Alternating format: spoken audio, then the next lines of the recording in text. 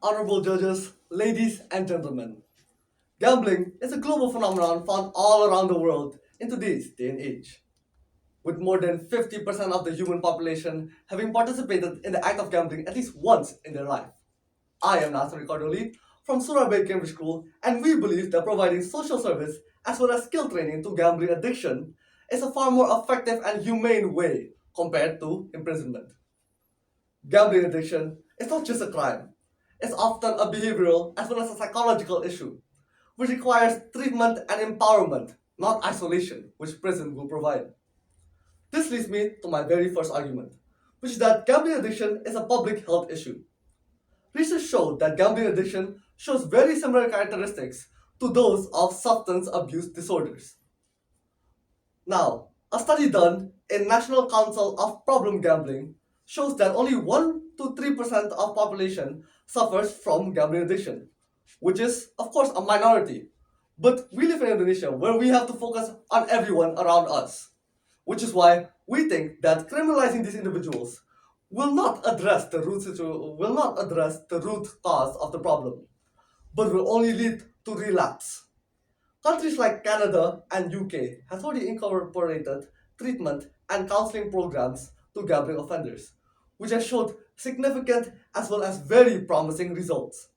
As there has been only 0.3% of English citizens which suffers from gambling addiction. Now, this brings me to my second argument, which is that rehabilitation is a much more effective way compared to punishment. According to a study done in 2020, rehabilitation programs focusing on therapy and skill-based training significantly reduces the rehabilitation as well as reconviction rates compared to incarceration and imprisonment. Prison often stigmatizes and ridicules offenders, which cuts them off from opportunities such as job applications. In contrast, skill training helps them build careers and reintegrate into the society with a much more productive aspect. Now, for my third argument, social and economic benefits towards all the countries. The average annual cost of incarceration per inmate in the USA is $31,000 to $60,000 depending on the state. Meanwhile, rehabilitation programs and vocational training cost far less and provides long-term economical benefits. How does this provide benefits, you might ask? Well, helping offenders find employment and pay taxes will of course be much more useful than having them rot in prison. Now, for my fifth and last argument.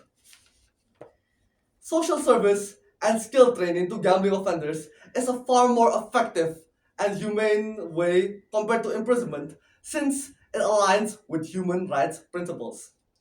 Our modern justice system is forgiving, I must say. Modern justice system emphasizes in rehabilitation over punishment for non-violent crimes, which, as you know, gambling is of course a non-violent crime. Now, the UN standards of minimum rules for treatment of prisoners has stated that it is recommended for imprisonment which lasts only a short period of time. If not, they should have at least only a rehabilitation program. Now, to wrap things up, ladies and gentlemen, I would like to say that putting gambling offenders behind bars does not solve the problem. However, social service and skill training tackles the root causes, reduces offending, and save taxpayers' money by reducing the prison time of prisoners.